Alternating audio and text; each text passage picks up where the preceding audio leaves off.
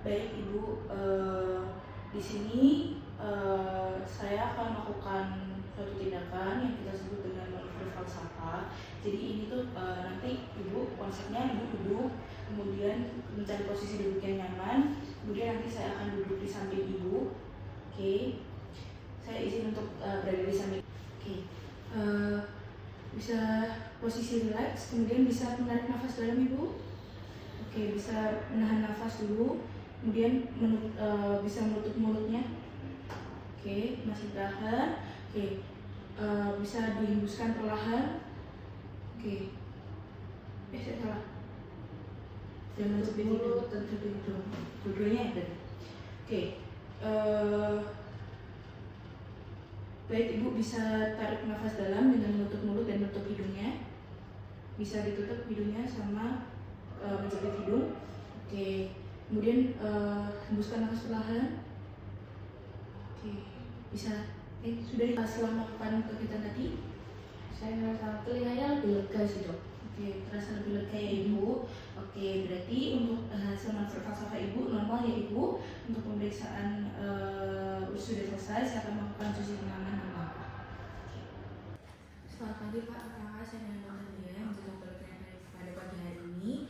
Di sini kita akan melakukan pemeriksaan telinga. Mungkin di sini saya akan menyentuh beberapa bagian dari tubuh Bapak atau di bagian telinga, tepatnya apakah Bapak bersedia?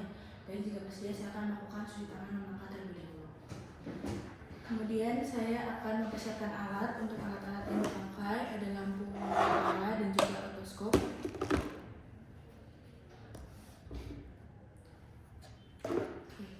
Di sini lutut pemeriksa diletakkan berdekatan dengan lutut kiri pasien.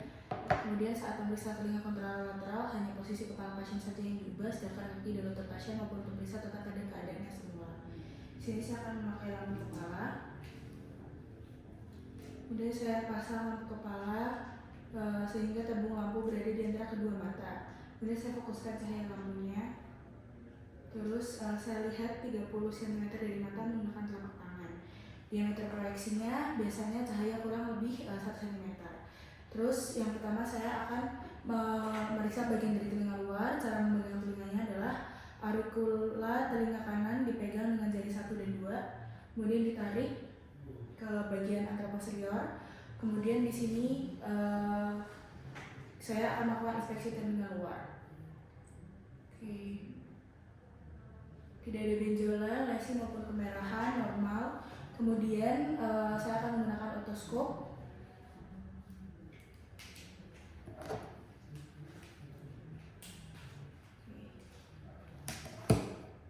Otoskopnya saya pegang seperti pena. Kemudian di sini saya akan melihat PMAI-nya.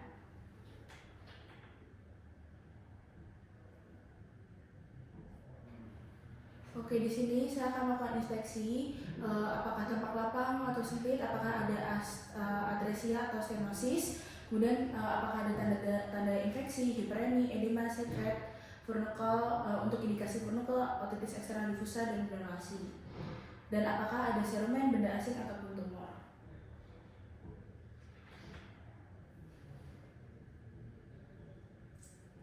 Oke, untuk pasien ini normal. Untuk pemberian timpaninya tidak ada perubahan warna seperti hiperemi, terus ada kelainan fungi seperti warna kuning, hitam atau putih, terus tidak ada retraksi, kemudian tidak ada perubahan struktur atau perforasi, kemudian tidak ada ruptur. Kemudian kita bisa lakukan pemeriksaan ini pada telinga di sebelahnya. Baik, pemeriksaannya sudah selesai Bapak. Untuk pemeriksaan telinga, untuk hasilnya adalah normal, tidak ada pembesaran dan lain-lain pada pemberian timpani dan juga pada bagian telinga luarnya juga normal. Untuk nanti hasil pemeriksaan akan saya catat pada rekam medis. Sekian, apakah ada yang ditanyakan? Baik, jika tidak ada, saya akhiri. Terima kasih. Selamat pagi Pak, perkenalkan saya Dr. Ria yang juga perlu pada pagi hari ini. Di sini kita akan melakukan pemeriksaan rongga mulut dan itu di sini akan ada beberapa part yang membuat Bapak tidak nyaman. Apakah Bapak bersedia? Baik, jika bersedia saya akan melakukan cuci tangan dan mata terlebih dahulu ya Pak. Di sini saya akan mempersiapkan alat seperti tong spekel atau spatula lidah. Kemudian saya akan memakai lampu kepala juga.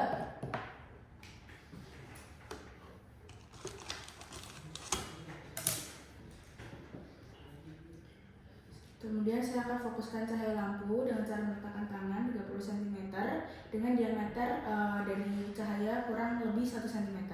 Kemudian saya akan lakukan inspeksi pada bibir.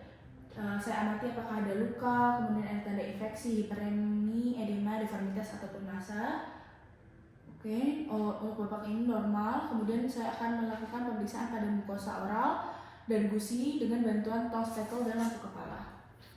Ini sih Pak.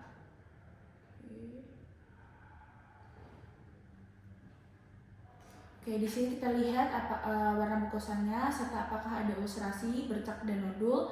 Kalau misalkan pada pasien ditemukan adanya benjolan, kita perhatikan apakah benjolan tunggal ataupun multiple serta bentuk dan juga ukurannya. Kemudian kita bisa lakukan palpasi untuk konsistensi permukaan, apakah permukaannya halus, licin atau berdungkul, mobilitas, batas dan nyeri tekannya. Untuk pasien ini sendiri normal. Kemudian saya akan melakukan inspeksi pada gigi gerigi. Saya akan perhatikan apakah jumlah giginya lengkap, ada yang tanggal atau terdapat karies atau gigi patah. Saya lihat. Oke, untuk pasien ini sendiri normal. Kalau misalkan kita menggunakan tong speckle logam dapat diketuk pada gigi gerigi untuk mengetahui apakah didapatkan keluhan nyeri atau ngilu saat diketuk. Bila ia curiga adanya karies, lakukan pemeriksaan gigi belakang, atas atau bawah dengan menggunakan kaca mulut. Kemudian lakukan pemeriksaan inspeksi pada lidah. Saya perhatikan lidahnya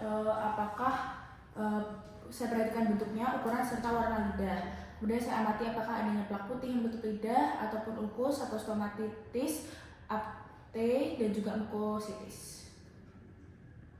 Oke, untuk pasien sendiri normal. Kemudian pasien saya minta untuk menjulurkan lidah untuk melihat apakah didapatkan deviasi atau lidah miring ke salah satu sisi. Kemudian saya perhatikan apakah ada massa ataupun benjolan pada lidah. Apabila ada benjolannya nanti bisa diperhatikan ukuran, permukaan, halus atau berdengkul serta apakah benjolan mudah berdarah. Bisa menjulurkan lidahnya Pak, permisi. Oke, baik. Untuk pasien ini sendiri normal. Kemudian saya minta pasien untuk buka mulut, Pak bisa membuka mulut tanpa lidahnya terjulur, kemudian bisa bilang A. Oke, kemudian saya akan memperhatikan letak uvulannya, apakah posisi di tengah atau tidak. Kemudian pada daerah peritonsel kontralateralnya bagaimana. Oke. Kemudian saya akan untuk evaluasi rongga mulut lebih dalam, bisa dilakukan penekanan tong speckle di tengah lidah dengan posisi lidah tidak terjulur. Siapa? Bisa A. Oke, untuk pasien ini sendiri normal. Kemudian saya akan lakukan inspeksi pada dinding belakang faring. Saya perhatikan apakah warna permukaannya, apakah normal atau hiperemi. Kemudian apakah ditemukan adanya dahak yang menempel atau granul hipertrofi. Oke. Selamat pagi Pak, perkenalkan saya dengan Dr. Dean, jaga poliklinik pada pagi hari ini. Di sini kita akan melakukan pemeriksaan pada hidung Bapak atau lebih tepatnya disebut dengan pemeriksaan rinoskopi anterior. Nah, di sini nanti saya akan memegang bagian dari hidung Bapak, apakah Bapak bersedia? Baik, jika bersedia, saya akan melakukan cuci tangan dan mata terlebih dahulu. Kemudian saya akan mempersiapkan alat yang digunakan. Di sini ada lampu kepala, kemudian ada spekulum hidung, suction dan juga baset bayonet. Kemudian saya akan memakai lampu kepala. Oke, posisi tabungnya di bagian antara kedua mata, kemudian fokuskan dengan meletakkan telapak tangan 30 cm dari depan lampunya. Kemudian biasanya untuk ukuran normal proyeksi cahayanya kurang lebih 1 cm.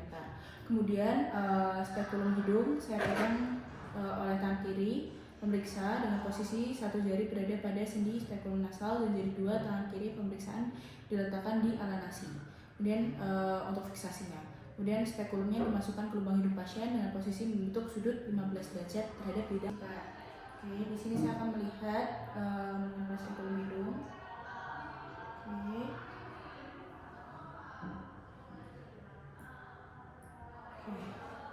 Kemudian saya akan melakukan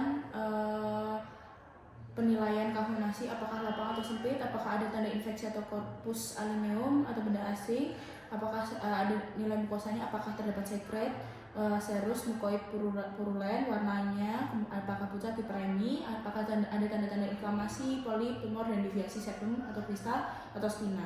Nah, setelah memeriksa satu lubang hidung, spekulum masih dipegang oleh tangan kiri, dikeluarkan dengan menutupnya sebagian untuk mencegah terjepitnya rambut hidung. Kemudian lakukan pemeriksaan ke hidung kontralateral. Oke, bisa kita lakukan pada bagian kontralateral. Untuk bagian untuk pemeriksaannya sudah selesai. Untuk hasilnya tadi tidak ada benda asing di dalam ya Pak, tidak ada kelainan pada mukosanya, kemudian normal. Untuk hasilnya nanti saya akan catat pada rekam medis Bapak. Apakah ada yang ditanyakan? Dan jika tidak, saya akan melakukan swab tangan mata terlebih dahulu. Terima kasih Pak.